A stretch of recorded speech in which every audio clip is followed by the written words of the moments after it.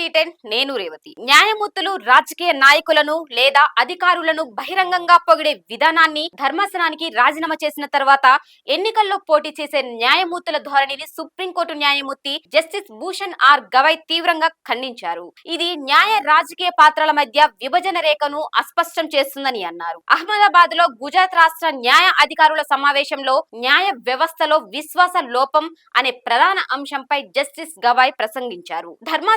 ధర్మాసనం వెలుపల ఉన్నప్పుడు న్యాయమూర్తి ప్రవర్తన న్యాయపరమైన నీతికి సంబంధించిన అత్యున్నత ప్రమాణాలకు అనుగుణంగా ఉండాలి. ఒక న్యాయమూర్తి ఒక రాజకీయ నాయకుడిని లేదా బ్యూరోక్రాట్ ని పొగిడితే అది మొత్తం న్యాయ వ్యవస్థపై ప్రజల విశ్వాసాన్ని ప్రభావితం చేస్తుంది. మరొక ఉదాహరణ ఏమిటంటే, ఒక న్యాయమూర్తి వెంటనే ఎన్నికలలో పోటీ చేయడానికి తన పదవికి రాజీనామా చేస్తే అది వారి నిష్పాక్షికతపై ప్రజల అవగాహనను ప్రభావితం చేయవచ్చు. నా అభిప్రాయం ప్రకారం ప్రజాక్షేత్రంలో న్యాయమూర్తి చర్య తప్పనిసరి సముచితంగా ఉండాలి అని వ్యాఖ్యానించారు. మే 2025లో భారత ప్రధాన న్యాయమూర్తి కావడానికి సిద్ధంగా ఉన్న న్యాయమూర్తులు రాజకీయ పక్షపాతాన్ని సూచించే బహిరంగ ప్రవర్తనపై స్పందించారు. అది మొత్తం న్యాయ వ్యవస్థ సమగ్రతను బలహీనపరుస్తుందని హెచ్చరించారు.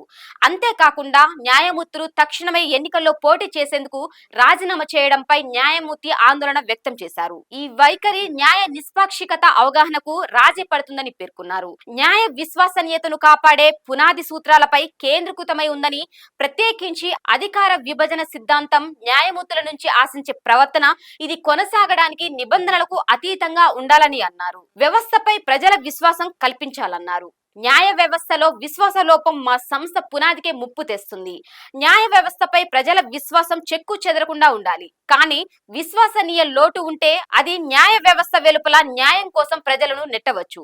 ఇది అప్రమత్తత, అవినీతి, విజిలింటేజిం, అనధికార మార్గాలతో కావచ్చు. ఇవన్నీ సమాజంలో శాంతి భద్రతలకు విఘాతం కలిగిస్తాయి. అదే విధంగా కేసులు దాఖలు చేయడంలో, అప్పీలు నిర్ణయాలలో ప్రజల సంకోచానికి దారి తీస్తుందని ఆయన అన్నారు. న్యాయ వ్యవస్థ శాసన కార్యనిర్వాహక శాఖల నుంచి స్వతంత్రంగా ఉండాలని జస్టిస్ గవై నొక్కి చెప్పారు.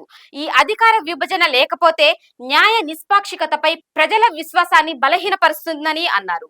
న్యాయ వ్యవస్థను రాజకీయ ఒత్తిళ్ల నుండి నిరోధించాలనే రాజ్యాంగ నిర్మాతల ఉద్దేశాన్ని ఆయన గుర్తు చేశారు. న్యాయమూర్తులు తమ బహిరంగ ప్రవర్తనలో అత్యంత జాగ్రత్తగా ఎలా ఉండాలో ఆయన స్పష్టం చేశారు.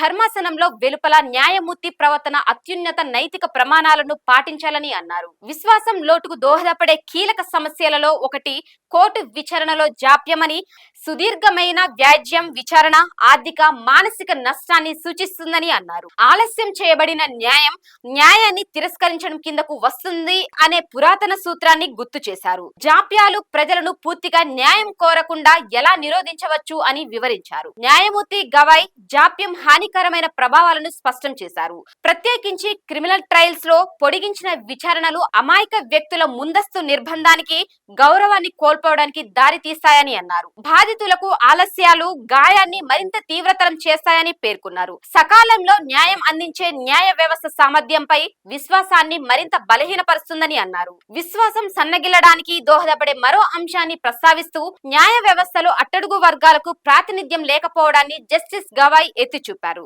నవంబర్ 2023లో సుప్రీంకోర్టు స్టే ఆఫ్ జ్యుడిషియల్ రిపోర్టులోని భయంకరమైన గణాంకాలను ఆయన ఎత్తి చూపారు. ఇది జిల్లా న్యాయ వ్యవస్థలో భర్తీ చేయని పోస్టులలో 66.3% రిజర్వ్డ్ కేటగిరీల నుండి వచ్చాయని, షెడ్యూల్డ్ తెగలకు 84% పైగా సీట్లు ఖాళీగా ఉన్నాయని వెల్లడించిందని అన్నారు. న్యాయ వ్యవస్థ సమాజంలోని అన్ని వర్గాల ఆంక్షలను ప్రతిబింబించేలా ఉండాలని ఆయన ఉద్ఘాటించారు. అలా చేయడంలో విఫలమైతే ప్రాతినిధ్యం లేని సమూహాలను దూరం చేయవచ్చని, న్యాయ ప్రక్రియలో తమ గొంతులు తగినంతగా వినబడలేదని లేదా ప్రాతినిధ్యం వహించడం లేదని వారు భావించవచ్చని అన్నారు. మే 2019లో సుప్రీంకోర్టు న్యాయమూర్తిగా పదోన్నతి పొందిన జస్టిస్ గవై ప్రస్తుతం అత్యున్నత న్యాయస్థానంలో 3వ అత్యంత సీనియర్ న్యాయమూర్తి. జస్టిస్ కె.జి. బాలకృష్ణన్ తర్వాత సిజేఐ అవనున్న రెండో దళితుడు జస్టిస్ గవై.